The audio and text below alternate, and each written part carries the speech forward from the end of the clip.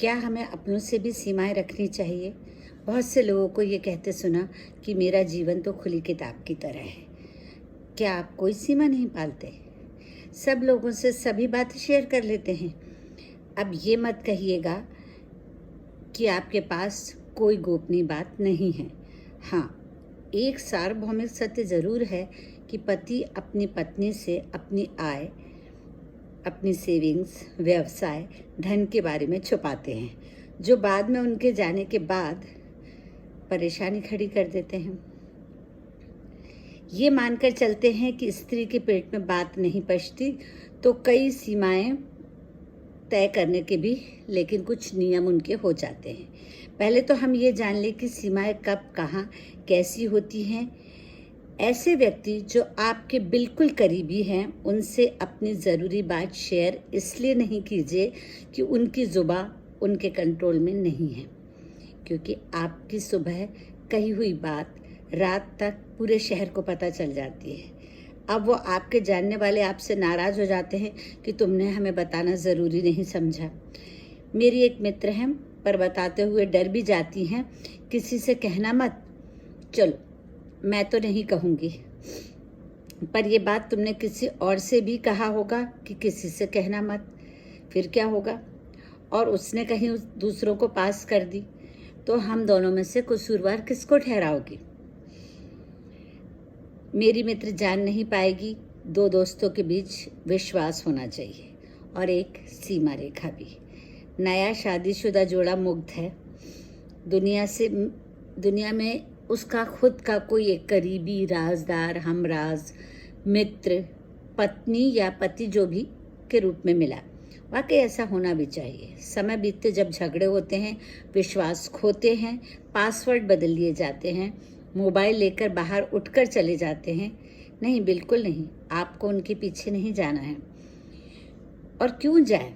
क्योंकि वो किसी से बात करते समय आपसे जो भी है कि आप पूछेंगे कि किसका फ़ोन था, पूछेंगे भी, क्योंकि अब आप अपने किसी भी करीबी रिश्ते में खुली किताब है, तो ये आपके लिए जजमेंटल हो जाता है। आपकी एक अलग छवि कायम कर लेता है। बॉयफ्रेंड का फ्रेंड भी आपको चाहता है, पर ये बात अपने बॉयफ्रेंड को आप नहीं बता सकते, क्योंकि वो दोनों बहुत पक्के दोस्त हैं। तो यहाँ आप सुंदर शब्दों का इस्तेमाल कर सकते हैं। सुनो, सिर्फ आज हम दोनों ही पिक्चर देखने चले, या आज हम दोनों ही डिनर डेट पर चलें। पति पत्नी के बीच मानसिक रिश्ता अगर सही चलता है तो दोनों एक दूसरे की इच्छा समझ लेते हैं और शारीरिक संबंधों में यह समस्या नहीं होती। पर हमारे यहाँ ऐसी बातों में सीमा रेखा नहीं होती जो दिल दुखाती है। सीमा रेखा के बारे में दोनों बैठकर तय करें। यहाँ तीसरे की ज़रूरत नहीं है, आपस में ही तय करना होगा।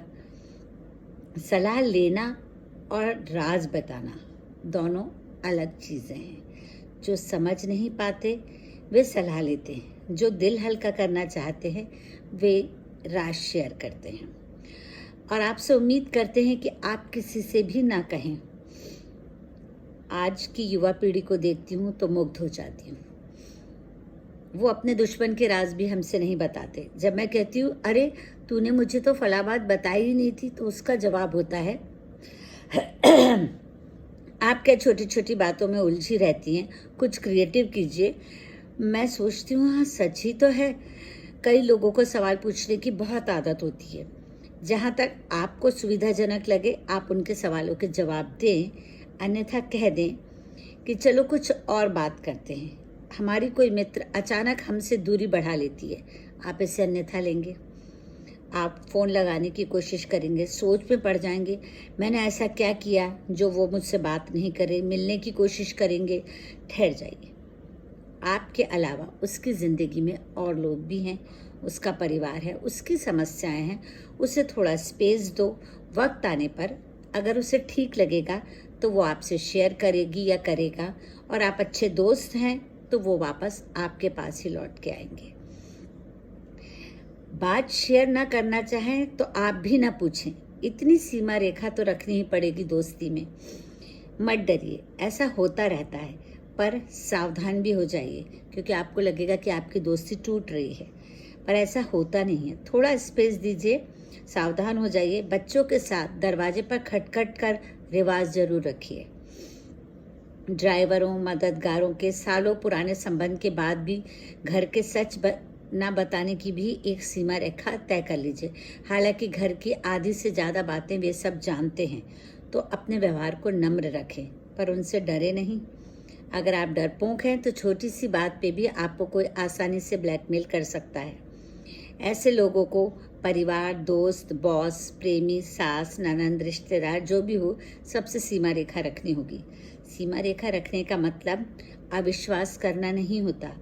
आप अपना व्यवहार ऐसा रखें कि कोई आपसे जासूसी अंदाज में ये ना पूछे कि कहाँ गई थी, बल्कि आप ही उनसे खुश होकर अच्छे से पूछें और क्या कह रही है ज़िंदगी। शुक्रिया।